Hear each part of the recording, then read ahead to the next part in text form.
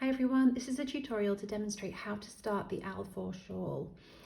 So I've got my crochet chain for my provisional cast on that I'm going to do first, and I've got a knot in the slip knot end of the crochet chain.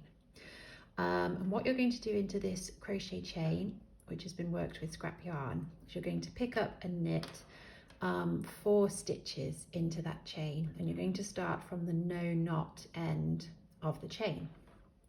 So I've got my needles, and into that crochet chain with colour 1 I'm going to pick up 4 stitches.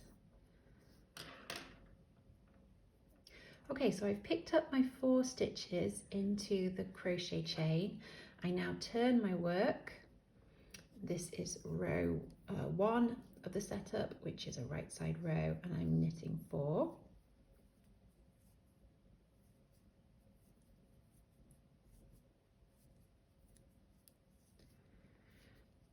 Turn again, this is the wrong side, and it says in the pattern to slip 3 with yarn in front and knit 1.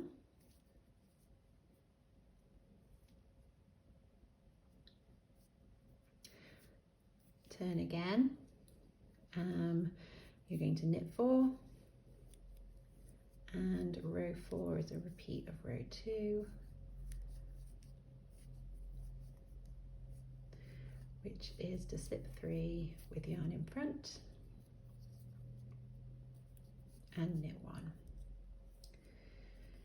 So that's the little setup that you do on your provisional cast on. Now, staying on the wrong side, where on the row that you've just worked, you'll slip 3 with yarn in front, knit 1 for the second time. You're then going to bring your left needle up parallel, pointing in the same direction as your right needle. It's underneath, and this needle, is in position to pick up the stitches as you unzip your provisional cast on, which is what you're going to do next. Okay, so we're just going to undo the end of this crochet chain first, and then start to unzip. Okay, I'm going to move this tail out of the way so I can see exactly where the stitches are. There's the first stitch. So I'm going to pop my needle into it before it comes off the chain. There you can see my second stitch. I'm going to pick it up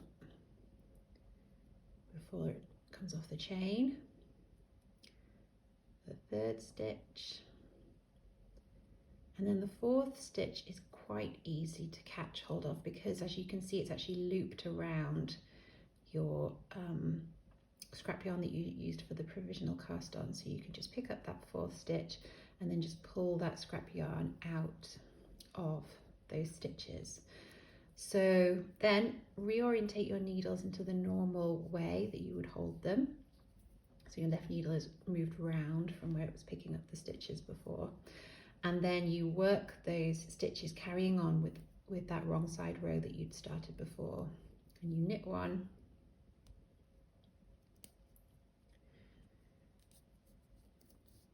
And then slip the next 3 with the yarn in front.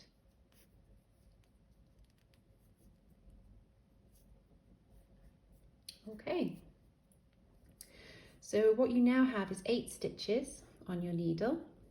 You've got 3 for the I-cord edge, 2 stitches for the body of the shawl, and then another 3 stitches for the other end of the I-cord. And from there, you're starting the first section, which is called garter stitch, with colour 1, and stitch counts restart, row counts restart from 1 there as well.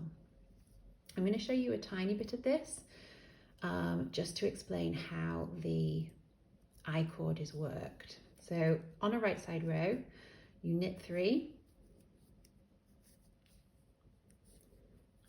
and then you work the stitches of the actual body of the shawl as you're instructed. And then before you work the last 3 stitches of your I-cord, you put in a yarn over and then knit those 3 stitches. That's what you do on the right side. Whoops. So knit those last 3 stitches after you put in a little yarn over. Then when you come to work the wrong side, you slip the 3 stitches with yarn in front, and then you come to the yarn over that you've added, you let that drop from the needles, and then you carry on working as instructed. Now the reason for that yarn over is to keep enough slack on that I-cord edge so that it stretches out enough to shape the shawl the way you want it to. This first set of 3 I-cord stitches are the horizontal top of the shawl, so the tension on those is okay, but these 3 are the diagonal edge. The shawl's going to grow in this direction. You need quite a bit more slack on those stitches so that they can stretch diagonally. They just need a bit more yarn on those stitches. So to create that extra yarn, we work that yarn over on the right side, drop it on the wrong side, and that dropped yarn over gives that I-cord edge enough yarn so that it can stretch on that diagonal edge of the shawl.